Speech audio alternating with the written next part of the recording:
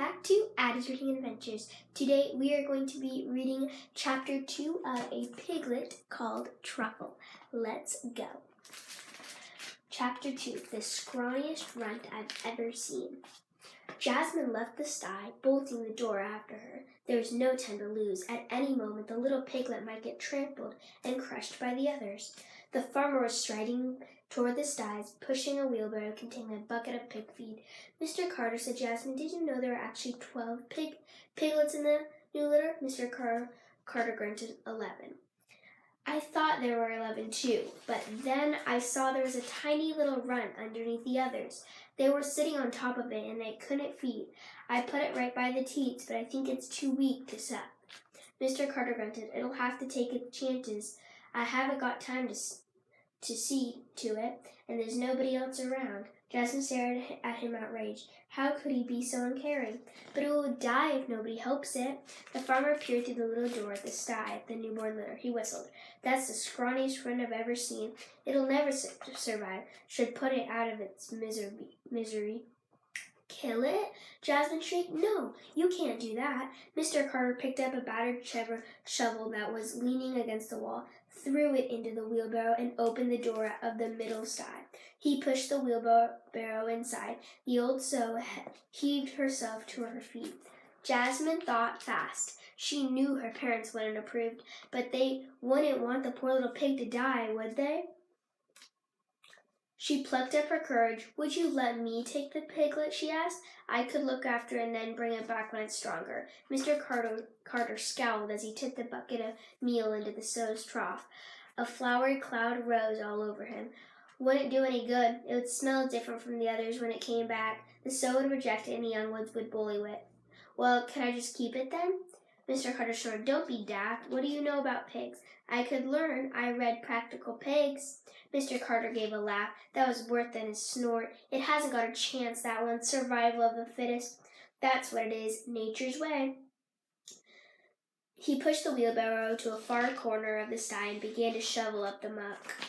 Jasmine stood in the yard scowling at the farmer's back. With any luck, he would trip and fall head first into the dung-filled wheelbarrow.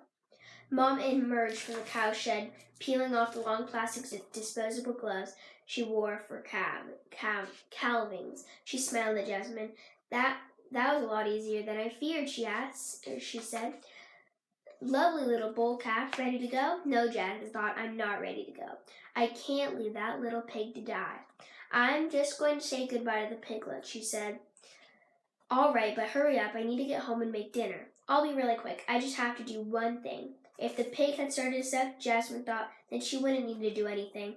But if it hadn't, then surely it would be cruel to walk away and leave the poor creature to the mercies of Mr. Carter.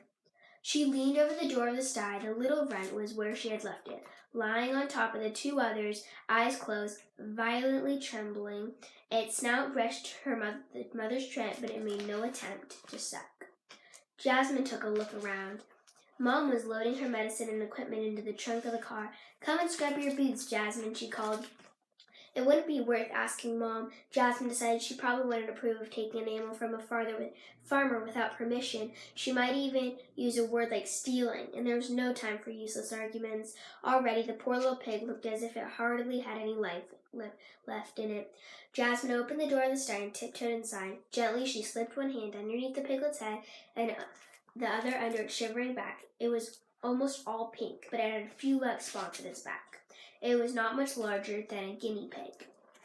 "I don't know if you're a boy or a girl," she whispered, "but I think you're a girl. I'm going to call you Truffle." Truffle kept her eyes closed and made no sound as Jasmine lifted her up and slipped her into her coat. She was so small that she hardly made a bulge. "Please don't die, Truffle," whispered Jasmine as she left sty and bolted the door. "I'm going to look after you, I promise. Please just hang on until we get home and I'll make you all better." With her right hand supporting the piglet inside the coat, Jasmine gave her boots a hastily scrub. She emptied the bucket down a drain and shoveled it back into the car. "Ready?" called Mom, with fastening her seatbelt and starting the engine. "Ready," said Jasmine. With one arm cradling the hidden piglet, she wrapped her coat around herself and carefully got into the car. That is the end of Chapter 2. I hope you guys enjoyed it. Also, here's the picture that I saw along the way. I wanted to let you guys know that I am adjusting my posting schedule just a bit. I will now be posting Mondays picture books, Tuesdays one chapter of a chapter book, Wednesdays picture books, and Thursdays another chapter, and then Friday I will do another picture book. Sorry. So yeah, I hope you guys enjoyed today's video, and I'll see you guys in the next video. Bye guys!